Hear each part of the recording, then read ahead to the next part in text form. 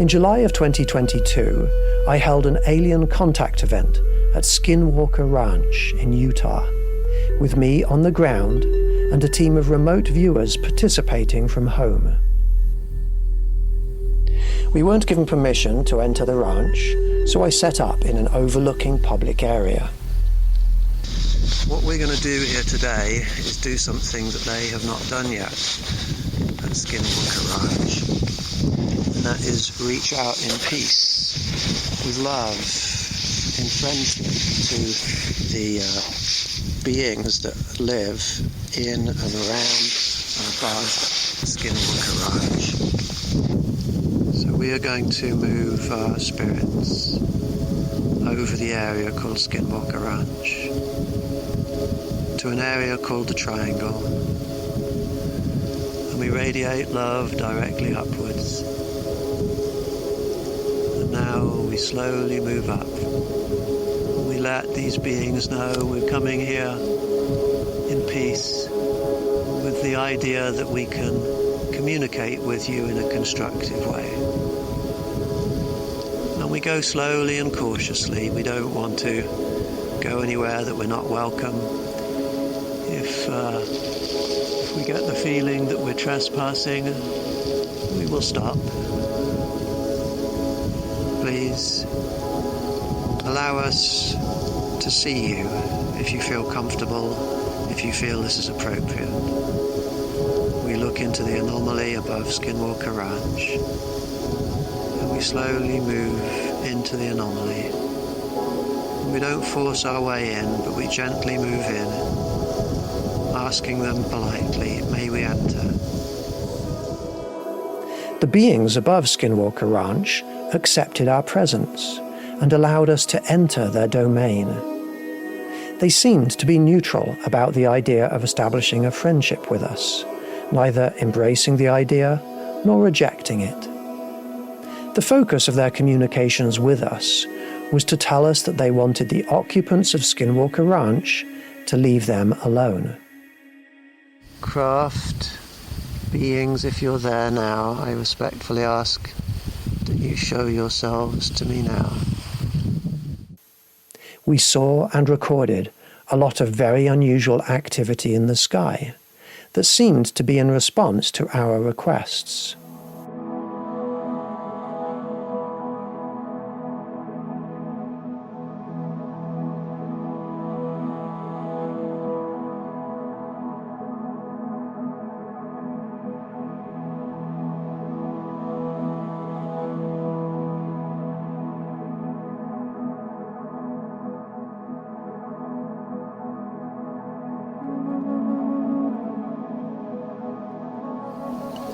Something's moving that could... Oh! No, it's still moving. I'm going to shine my laser at it. Hello? Hello? Well, what just happened? Did that just disappear? Something's moving that could... Oh!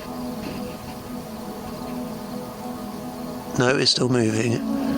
I'm going to shine my laser at it. Hello? Hello?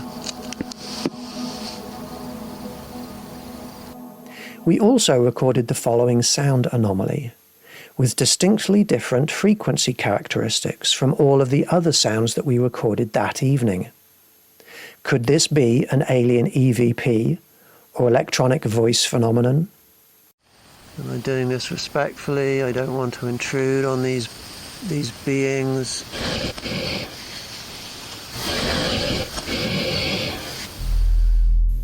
And then I heard something behind me and experienced a very strong feeling that I was not alone.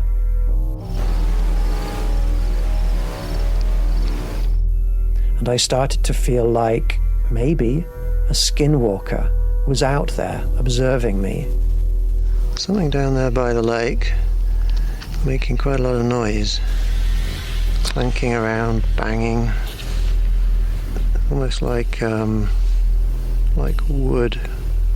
wooden sticks banging together, or Something knocking into wooden sticks. I was unable to identify the source of the sounds. I decided that it was time to end the event and leave. In September of 2024, I'll be returning to Skinwalker Ranch to host another contact event. If you like the idea of joining us and helping to strengthen our relationship with the beings who live in and around Skinwalker Ranch, then please join my Patreon group.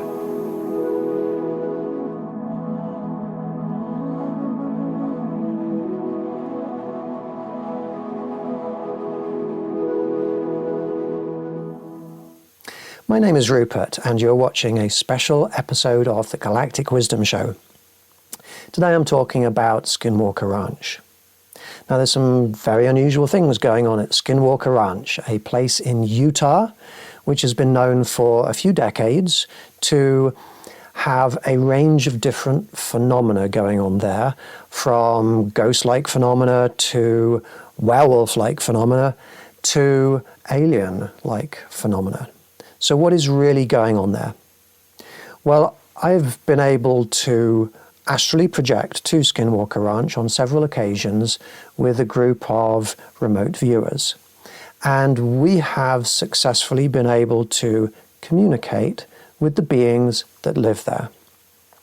So imagine that thousands of years ago, I don't know exactly when, but thousands of years ago, there was a species of alien who came to that location and set up a base there, set up some kind of a technology, some kind of a habitat that was rooted in that place. I'm not talking about a spacecraft that can be flown away whenever they want. I'm talking about some kind of a permanent residence, some kind of a permanent technology being planted in that location. There does seem to be something technological in nature that is underneath the ground, that is like a large machine, we could say. Some people theorize that this machine is involved in creating some kind of a wormhole. Now, when I have astrally projected to that location, I have seen funnel-like shapes that do seem to be wormhole-like. So could there be a wormhole, or could there be a portal there? Well, yes, there could be. And this is very likely technologically based. This is important because, if you disturb aliens in most of their habitats or situations, they will just fly away. But in this location, they're staying put. There is something underneath the ground. There are most likely tunnels, caves and things under the ground that we have seen. And above the surface of the Earth, there is some kind of anomaly. If you have ever watched the TV show The Secret of Skinwalker Ranch, this anomaly, you will know that this anomaly sits above a place called the Triangle. So 1,000 or 2,000 feet up, there is this some kind of spatial anomaly. Now, what exactly is that? Well, there is a space inside the anomaly where beings live, work, reside, operate. And I've gone into the anomaly psychically, astrally with my team, and we have seen large open spaces. We have seen some technology there. We have seen the beings and communicated with them. They look like aliens. And there does seem to be some kind of a spatial anomaly there, a warping of space-time. And when we have gone into that anomaly, we've gone in very, very carefully, because the first time we went there, we didn't know anything about these beings, and we didn't know if they would be hostile. And I've just got a very big change in air pressure right here, which often happens to me when I am talking about aliens, and it probably means that I now have visitors with me who are interested in what I'm saying. We went in very cautiously, very respectfully into that anomaly, and we projected love and harmony and a desire for friendship. We did not go in with an intention that we wanted to get their technology. We were very apologetic, like we don't want to be intruding, but we'd really like to get to know you a little bit. By getting to know anybody, it puts you in a position where you're better able to be moral to them. Because if you understand them, then you will know what you shouldn't do, what you should do. You will know them well enough that you don't accidentally offend them. And so we were permitted entry into this anomaly, into this big void above Skinwalker Ranch, and we communicated with the beings. These beings, they're lower down on the emotional scale than we are. They're very intelligent, they're very advanced, but they are less emotional. So when we talk to them, when we communicate with them, they're not all like love and cuddles. They are more Spock-like, more interested in intellectually figuring out, what do we want? Why is this communication happening? And we went in there and we were talking to them and we were offering them friendship. And they didn't really accept the offer of friendship. They didn't reject the offer of friendship. They were just really focused on communicating a message to us. It's not often that human beings approach them in a way and talk to them in a way where there is actually real communication is possible. And they communicated to us, as you saw in the video that I just showed, they communicated to us that they don't like what the people down below are doing. And if I had a way to communicate to the people who were in charge of Skinwalker Ranch or running the operation there, I would certainly relay that message to them, and I would offer them one or two alternative possibilities for connecting with the beings there. These beings have been there a long time. They're doing their own thing. They're not here to visit the Earth. They're not here to save humans. They're not here to harm humans. They're just like most organisms around the universe. They're just there doing their thing. And so they were open to a communication with us, and they appreciated the fact that we took their message and were going to relay it to whoever would listen. These beings, they don't like to be disturbed, and so what they have done over the thousands of years that they've been there is they've put into place defense mechanisms. They have genetically engineered physical biological organisms that roam around the areas below. They're almost certainly transdimensional, so they can, in a similar way that Bigfoot or Sasquatch can just sort of appear and disappear, the same way ghosts can do that. The terrestrial, the biological organisms can also do that. And there have been some unusual sightings of unusual beings at Skinwalker Ranch. One of the earlier beings that was seen on Skinwalker Ranch, I think they referred to as a dino beaver, because it looked a little bit like a beaver, but also a little bit like a stegosaurus.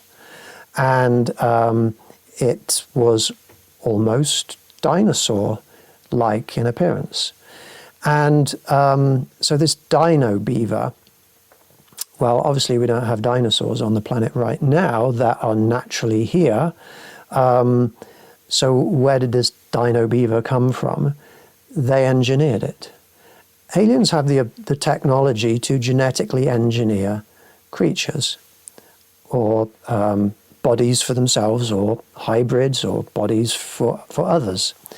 And that's just a very easy technology that they have, and actually we're moving into having that technology ourselves.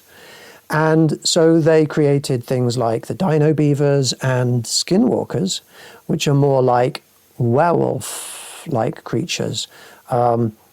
Stories of shape-shifting beings shifting between being like wolf-like creatures and more human-like creatures. These stories are widespread in this area of Utah.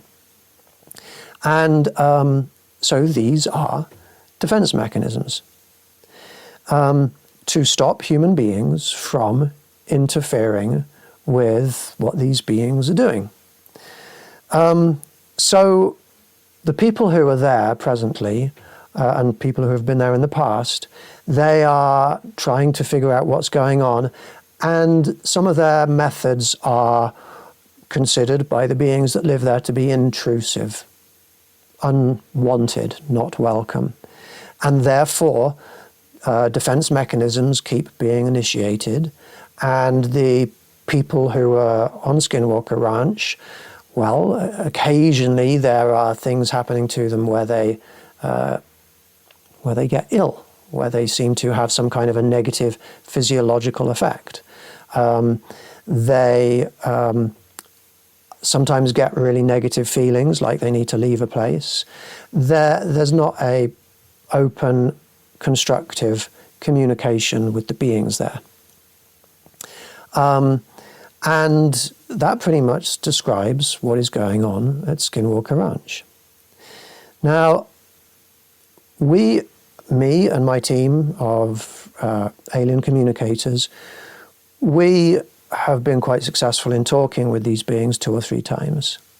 And the reason that we're successful when others are not is because we base everything we do on the fundamental principles, or a vision, I call it, of universal peace, universal love, and universal well-being, or universal happiness.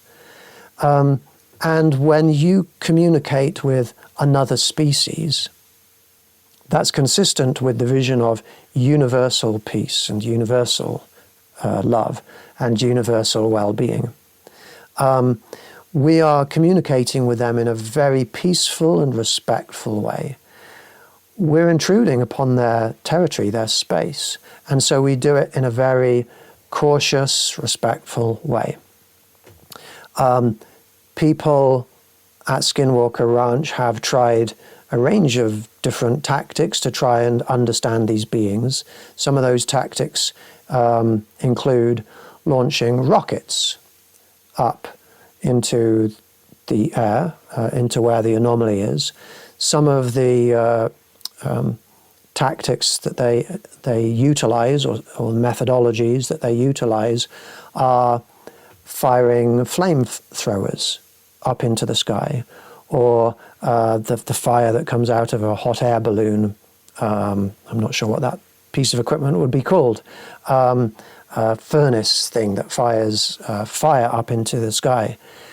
But there are intrusive attempts at, I'm not sure I would consider them attempts at communication, but trying to delve into, probe into what's going on up there. And sure, they get responses, but not communication. What we do is to close our eyes, meditate, remove all negativity from within us, fill ourselves with love and with peace and with a hope for friendship and constructive communication, And then when we do that, then we're successful. And that is a universal protocol for successful communication with advanced, intelligent beings. We've been successful with that protocol with many different species of alien beings that we've had proper communications with. So there are a few other things to mention about Skinwalker Ranch. The craft, the anomaly, the void, the space, that region, that alien region that is above Skinwalker Ranch, it is camouflaged, it is disguised, it is not within plain view of human eyes. And there are two possibilities of why that is. One possibility is that it is a spatial distortion, a bit like the distortion of space that you would get around a black hole or a star that creates its own gravity. That causes light to behave differently, light traveling around the object rather than just traveling in a straight line. Because when space is curved, even though a beam of light can be, well, the beam of light, if it could think, it would think it's traveling in a straight line. But if space itself is curved, then that light is traveling in a curved path. So it's either a spatial warp, like a warp bubble, or there is a refractive effect going on. It's like when you, I don't know, what have I got here? Some kind of glass thing. If you look at something that is behind the glass, I can't see this because there's a time lapse between what I'm doing and what my finger is doing. Okay, if I put my finger there, can you see it looks like the top of my finger is starting to separate from the bottom of my finger? That's called refraction. The light coming from my finger is traveling a different, it's not traveling a straight line when it goes through that glass. That's refraction. And there may be a refractive camouflage cloak that is around the space-time anomaly. But what we do know is that light does not just travel straight through it, cleanly and neatly all the time. We know that electromagnetic waves don't just travel in a straight line through that area. There is one mystery that, at least it's a mystery to well, I'm not sure if it is a mystery. If you watch the TV show, you will see that whenever they use GPS, global positioning systems, then the global positioning systems position the device they have in places that they say, well, that doesn't make any sense. Like they've got a GPS on their helicopter that's hovering 100 feet off the ground, and the GPS says that it's 400 feet below them. And this has happened throughout 5 seasons of the TV show, The Secret of Skinwalker Ranch. And their response to that only goes as far as, well, that's impossible. That doesn't make any sense. I'm a space scientist, and so I'm able to quite easily see what the next step is. And the next step is to ask, why is that happening? It's not impossible. If it was impossible, it couldn't happen. It is happening. It's possible. Why is it happening? To say it doesn't make sense, that's just a judgment about how about your thought processes. It absolutely makes perfect sense. It is a reality. It is a truth. What is causing it to happen? When a GPS system, or when GPS does a calculation to determine its location. It's communicating backwards and forwards with one or more satellites that are in the sky. And there is a timing of the signals between the satellite and the device. And light travels at a certain speed, and so distance, speed, time. Speed is distance divided by time. Distance is speed times by time.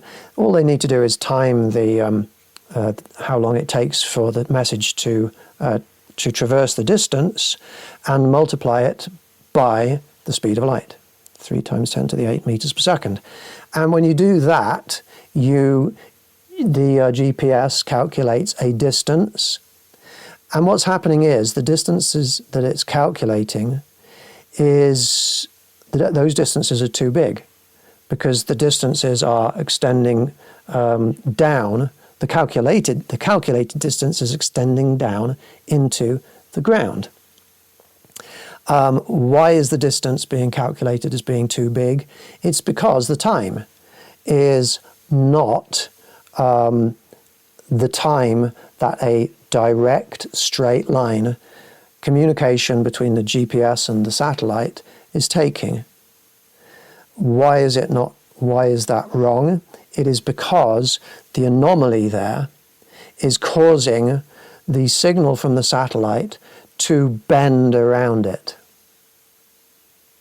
It's not taking a straight line. It's bending around it, and that is increasing the time it takes the signal to get to the GPS, which is why the GPS signals are messed up all over the place. Not in an easy to identify pattern, because satellites are traveling across the sky and GPS switch between different satellites in different places, because these satellites are in orbit and they're moving, and the system has to keep looking at different satellites to do their calculations. So they keep using GPS, and they keep not understanding, apparently, why the results are not working. If they could make that leap of intellect, of knowledge, then they could start using that to help them probe the anomaly. There are things in space that do warp space-time, and so when astronomers or astrophysicists look at images of distant stars, they understand that some of those distant stars have been warped or moved out of position because of maybe a big galaxy or black hole or something, some distortion of space in the path. And astrophysicists are good at using this information to work out the shape of the spatial anomaly. If they could get some of those astrophysicists in and just do some simple experiments where they pass any kind of waves, radio waves, microwaves, light rays through the anomaly, and just time them and measure or image them and measure the spatial anomalies associated with them, they could figure out the exact size and shape of the anomaly. That would not be too hard. So that's the GPS mystery solved. There are some other things in there.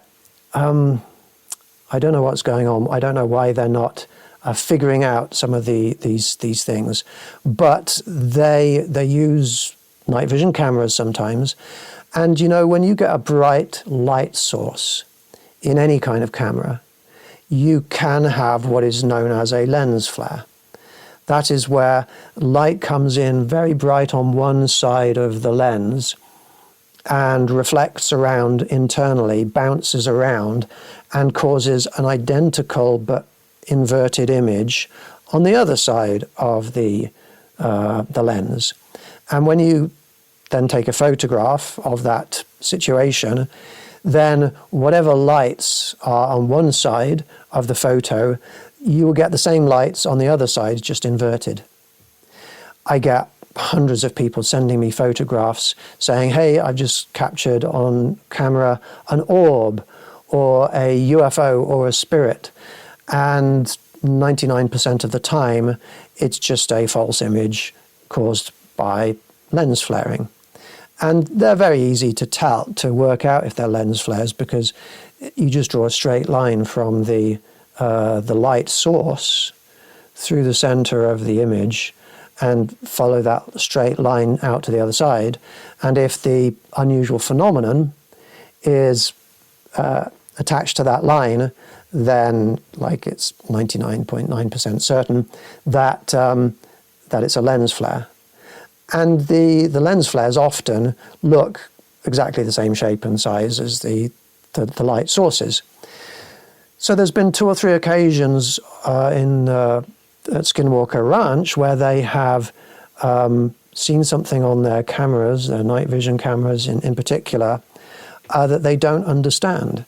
And all they're doing is they're looking at a lens flare, a simple lens flare. Any scientist should be able to take a look at these images, these videos that they're seeing, and understand that what they're viewing is a lens flare. And it's absolutely easily verifiable as lens flares because it's the same image on exactly the opposite side.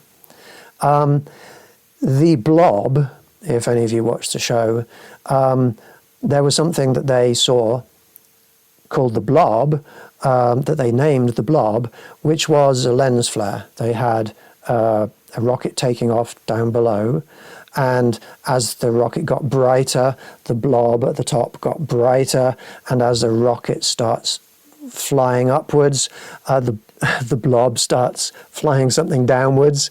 Literally, it's the opposite image. And I'm sure they must know that it's a lens flare, but they are sticking with their story that there is some kind of alien or paranormal blob phenomenon about 30 feet off the ground. Case closed on that one.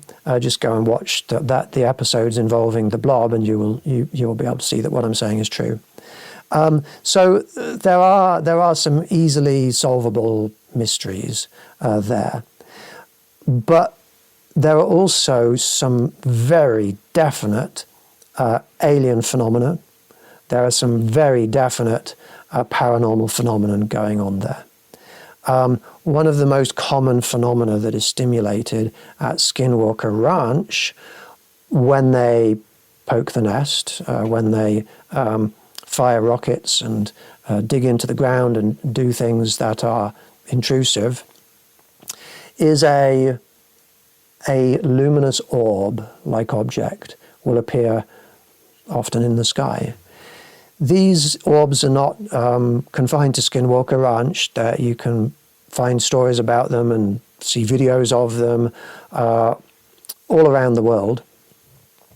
And they appear to be varying different sizes, but probably about the size of, I don't know, a motorcycle, that sort of size, maybe human size, maybe an average size human would be like the diameter of these spheres, but they're luminous. Even in the daytime, at the nighttime, they give off their own light. And they appear to be white, cloud-like, luminous orbs. And they appear above Skinwalker Ranch and in other places. And they fly around, and they can fly into and out of rocks, mountainsides, hillsides. I have hosted events where we have asked orbs to appear in the sky, and they have appeared in the sky. And these are interesting for a number of different reasons. I received a communication. I personally received a communication from aliens that told me, when I was trying to figure out what are these orb things, they told me it's us. Basically, these orbs are what aliens look like when they're traveling either spiritually or in extra-dimensional space that's protruding into our realm. They're not craft, they are the aliens themselves, moving. They can move around in a way that comes across as being very conscious. These orbs are the same thing as Foo Fighters, going back to the Second World War. They're a common phenomena that many, probably thousands, maybe tens of thousands, maybe more people have seen throughout the years. And they're at Skinwalker Ranch, and they're actually pretty much everywhere in extra-dimensional space. You just need to know how to connect with them, how to communicate with them. Some people who call themselves summoners are very good at just going outside, looking up into the sky and asking them to appear, and they appear. If you've never tried that, maybe you should try it, because you might have that gift. Just make sure that when you do it, you're doing it with peace and love and constructive intentions within you. Don't make it like it's a demanding thing. Some people don't like it when I use the word summoning because they think of summoning evil spirits, stuff like that. It's just a word. Summoning means asking somebody to come to you with a little bit of authority. It could be somebody, something. So, you know, we don't need to introduce negativity into the word. It's not my word, I didn't invent it. We could use the word requesting if people prefer that. But anyway, try going outside and requesting orbs to appear at nighttime or in the daytime. It's a little experiment that you can try. Now, I would not be at all surprised if there are people watching this show right now who like the idea of going to a contact event at Skinwalker Ranch. I am going to host my next contact event at Skinwalker Ranch, or at least close to Skinwalker Ranch, on Saturday, September 28th. There is going to be an event close to Skinwalker Ranch that evening, and the following day there's going to be an event in the same general area of paranormal alien activity in the Uinta Mountains. So I'm going to spend a few minutes now talking to you about how you could attend those events if you wanted to, and what you would need to bring with you.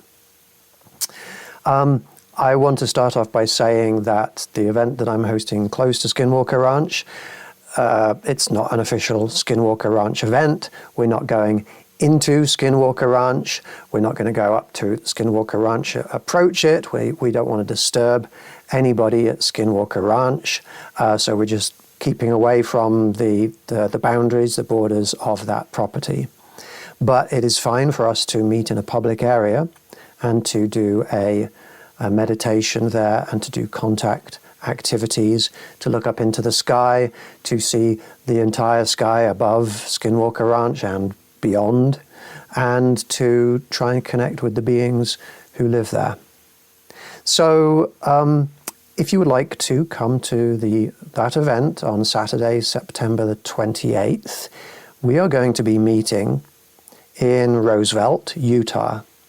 There is a Taco Bell at 895 East 200 North Street. I don't know if that's a street, but that's the address.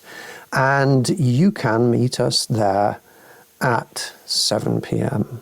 We'll meet there for about 10 minutes. We will gather. We will get to know each other a little bit. Then we will leave Taco Bell. The event isn't in Taco Bell. And we will get in our cars and we will drive in convoy to a location close to Skinwalker Ranch, a public location. We're not breaking any rules. We're going to park there, and we're going to do maybe about 3 hours of contact events. Please, if you're going to attend that event, show up at the Taco Bell at least 10 minutes early. So please arrive there around 6:50. This will be the 31st event of my 26 state, 33 event contact tour. So only 2 events after that particular one. What do you need to bring with you? First of all, bring relatively good health with you. If you have a sore throat, a runny nose, any other cold or flu-like symptoms, please do not attend. It always surprises me when somebody who has an illness just publicly goes out and gives that illness to others. That's like an attack. It's a conscious imposition of illness upon others, whether people are at high risk or not. I don't enjoy getting colds. I don't enjoy getting flu. So please don't turn up at any of my events, in fact, with a cold or a flu or a sore throat or any of those symptoms. And I appreciate your kindness and your consideration and your understanding in that request. The event is going to cost $10. I know that a lot of people will charge hundreds of dollars to attend events like this, but $10, and that will basically pay for a Taco Bell meal and maybe a small portion of the gas to get me to this location on my tour. If you want to join our Patreon group, the Galactic Wisdom Patreon group, that is $10 to join for a month. You can cancel it at any time. And then not only do you get to join the in-person event for free, but you also get a month's worth of access to hundreds of videos and to every week 2 or 3 online events, online alien contact events also. There are a lot of people who come to their first contact event and they're not prepared with the right equipment. So let me explain what equipment you're going to need. People very commonly get too cold in the evening, especially during meditations, and they don't like it. So please bring with you 2 or 3 warm layers for your whole body so that no part of you gets cold during the meditation. Or there may be, we may be walking on dirt areas, maybe grassy areas. So wear appropriate footwear, not your best shoes. I can't recall if there are things like burrs or spiky plants, but I mean, you don't need to, but one option is to wear shoes that basically boots that come up, cover your ankles. I have some hiking gaiters in my car that also they're like pieces of material or plastic that wrap around your ankles and cover that space between your shoes and your knees. That helps to keep out burrs and spiky plants. Some people like to sit on camping chairs, and you can bring camping chairs, and the vehicles will be right there, so you can bring out your chairs if you want to. I personally like to put a tarp down and then put a thick camping mat. They're like yoga mats, rolled up mats that you can unroll and lie on them, and then you get to see the whole sky, all the stars, any activity. If you're sitting facing one direction, well, you might get a better view of straight ahead and of the ground and the floor and the horizon, but you're not going to be able to see 360 around. Let's see. Definitely bring a flashlight or a headlamp. Here's my headlamp. You can, there you go. These headlamps, anything like this that goes over your forehead. This particular one, as well as having white light, this also has, where is it? It has red light, and that red light, there you go. That red light and green light are not as saturating. They don't saturate our eyes as much as white light. And so when you turn that off, then, if I can turn the thing off, then you can see quickly straight away. After looking at white light, it takes your eyes 10, 20, 30 seconds even to adjust again to the darkness. So something like that is good for walking around and seeing things and finding your equipment in the dark. Let's see what else. Definitely bring plenty of water, plenty of fluids, having your vehicles ready because it's easy to get dehydrated in warmer weather. Some kind of backpack, something to carry stuff in rather than having like carry a plastic shopping bag kind of thing. Now, there were, when I went to this location before, there were mosquitoes there. So be prepared for mosquitoes. There are, lots of different people have different preferences when it comes to mosquitoes. My personal preference is forget all the chemicals. Just cover yourself as best you can so that physically the mosquitoes can't get to you.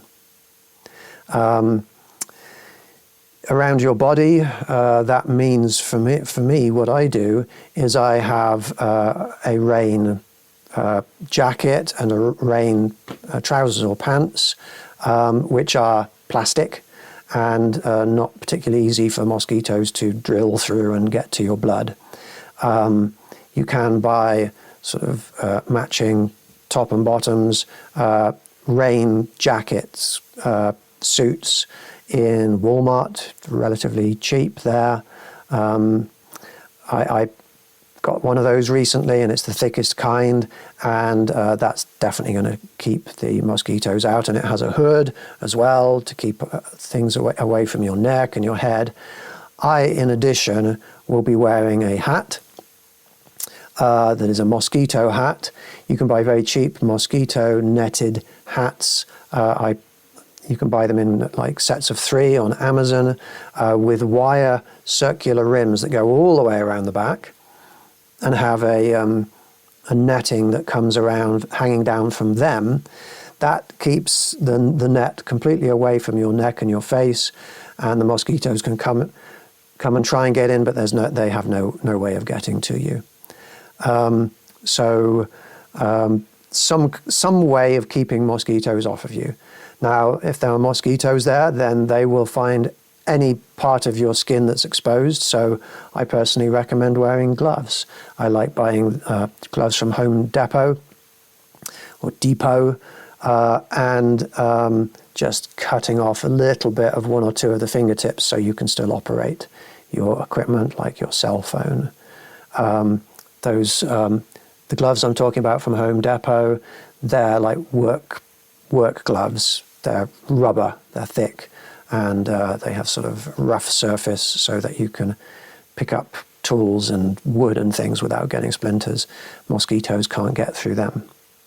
Don't be surprised if you turn up to the event and you see that I am also wearing like full balaclava and ski suit, and I don't like being bitten by mosquitoes. And when I'm doing 33 events in a row, if I let any of them through at all, then I end up in pain for the whole tour. So please don't bring toxic chemicals, insect repellent with DEET in. None of the DEET or toxic chemicals, please. If you want to, bring natural ingredients, insect repellent, not insect killer, but insect repellent. Spray that on you if you want to. I personally don't like putting those on because they get greasy. And most of the time I don't have a home or a hotel room to go back to, so I can just shower that off easily. I'm usually sleeping in my car, and that's not very pleasant to have those greasy things on me while I'm sleeping. You can bring equipment with you if you want to, like night vision cameras. I like the Psionics night vision cameras. If you want to, bring a thermal imaging camera. The FLIR are very good. HIC Micro is a good brand also, just as good but cheaper. Bring things like that if you want to. And that is pretty much it. You could bring binoculars if you want to. Bring tripods with regular cameras and learn how to take long exposure shots so you can see everything in the dark. That sort of thing you can bring. Please don't bring drugs, cigarettes, vapes, alcohol, weapons, fishing equipment, hunting equipment, meat products, dairy products, or any products designed to kill insects. You could bring laser pointer with you if you want to, but we'll have to have some pretty strict rules with respect to the laser pointers. I think that's just about everything. The following day, if you want to stay with us, we're going into the Uinta Mountains, and we're going to the site of a portal. And I have a friend who is very trustworthy and saw a portal there and UFOs going in and out. This is all in the same sort of vicinity of Skinwalker Ranch. Now, when I say the vicinity of Skinwalker Ranch, it's probably an hour's drive from there. So if you wanted to come to that second event, you'd need to figure out driving, maybe hiring or renting a vehicle, a rental car. If you have any questions at all about joining me on tour, joining me for the Skinwalker Ranch event or any other events, then please just email me at rupertcontactguy@gmail.com. Fabulous. Well, I look forward to seeing some of you on tour. You will take care. Peace, love, and happiness to all of you. Thank you for watching. Goodbye for now.